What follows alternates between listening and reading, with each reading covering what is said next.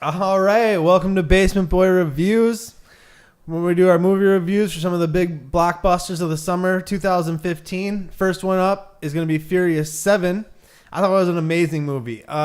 Great way to show respect to Paul Walker, but also further the story. I mean, Fast and Furious has gone from a movie about car racing to a bombastic, over-the-top action, summer tentpole. Realistically, because you had one, then two, three was by far the worst movie. Almost killed the franchise. You had no original characters left anymore.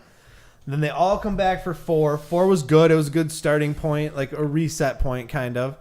Five was amazing. That's what really reinvigorated the franchise. Then six was out of control, and seven just goes on top of that. I mean, it's a continuation of the story. Jason Statham is an awesome bad guy, probably the best bad guy they've had in the Fast and Furious franchises, because there haven't been a lot of memorable ones. Yeah, I was going to say, have there really been? I guess The Rock was sort of a bad guy in sort five, of. Well, the brother that they had, the brother of Jason Statham, who was in the the actor, sixth though? one. I don't remember. That's what I'm name, asking. I but guess is no. And you can't even, like I said, they're not memorable. So this is the first one who's actually memorable as well. I think the Rock wasn't in it enough. They could have had the Rock a little bit more. Yeah, but they make good use. You know, they what I do mean? make good use of when he's you on can't there. But no, it was a good movie. It was overall great start to the summer blockbuster movie season. So what'd you think? I liked it. I guess now is a good time as any. There's probably going to be spoilers because I'm probably not going to contain myself very well, but we'll see. But I really liked it. I thought it was fun. The cars were neat. Like the red car, they jumped between the buildings was cool. There's a lot of fun stuff in it. The Rock, I was really mad like halfway through the movie because I was like, they just have him in this to just hang out and do nothing. Seriously? And then he just redeems himself. He's just like, boom, I am the coolest guy in the movie. Right? Yeah. Right? Yeah. Oh, he's got one of my favorite scenes in the movie for sure. For sure. Even though he's in it. I mean, actually, two of my favorite scenes both include The Rock.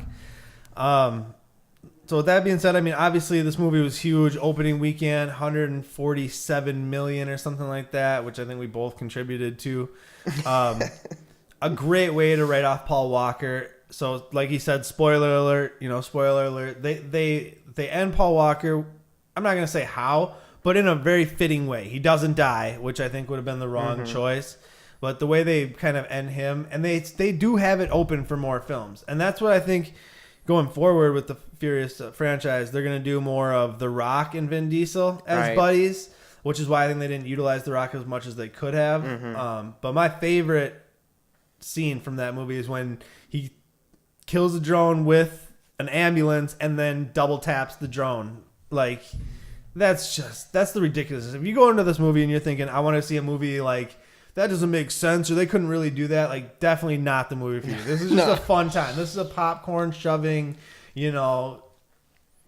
just good movie, Well, and I think that's what kind of fixed the Fast franchise, because it started out as a cool car movie, but that can only go for so long. Right. And the second one, they tried to make it more of like a spy movie, I guess, or whatever you want to call it, like FBI agent spy car movie. But that one's just kind of like if it's on the TV and I'm flipping through the channels, I'll watch it. Yeah. But I would never be like, guys, let's go get the DVD and watch Fast and Furious 2. And I haven't even seen the third one because everyone says it's horrible. Tokyo Drift. I mean, well, that actually, I like how they finally have tied together the timeline for Fast and the Furious. So you have the actual timeline of movies. They don't actually run in order, but they just said this is where Tokyo Drift took place. It didn't really matter. It was just kind of a side story in between 6 and 7, realistically. Well, and it's an interesting choice with something a movie franchise that's so technically simple because it's driving cars. Right. To go with like an out of order timeline to kind of they just had to correct the mistakes that they made with that movie. Right. And now that they had the original cast back, they had to kind of like wipe that out. Yeah, they kind of had to be like, all right, well, we can't say it didn't happen. It's canon. I mean, we talk about canon a lot, so it's history for the franchise.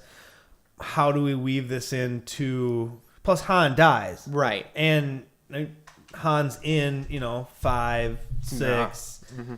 Then that's where they cut it in. So they had to find a way to tie that all up too. I mean, it was pretty smart actually. Well, and it's interesting because the way they designed that must have boosted. I mean, I don't know if they were still selling the Fast and Furious 3 DVDs, but it had to have boosted the watching of that movie because people who hadn't seen it or saw it, but it was a long time ago and just remember they didn't like it, would have seen 6 and been like, oh, I need to see what happened to Tokyo Drift. Watch didn't that think again. I didn't think it mattered, and it's like no. Well, and they no, don't no. even. I mean, realistically, you don't know that Jason Statham kills Han in Tokyo Drift. There's a lot big plot point left out of because the people don't know.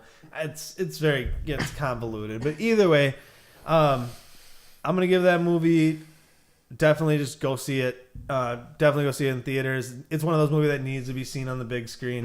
It, Blu-ray, whatever. But the big screen is where that movie shines for sure. I'm gonna have to agree, unless you've got like a pretty sweet home entertainment system, like surround sound, giant screen sort of setup. If you've got just sort of like a decent sized TV with whatever sound, you probably should go see it in the theater just because it's going to be way better. I don't know if it's a IMAX worthy necessarily, but the big screen definitely makes it shine. Well, and the sound makes the cars, they just feel more alive. Well, the explosions. I mean, everything. Everything about that movie is set for, So double thumbs up. Double thumbs up. Double go see it.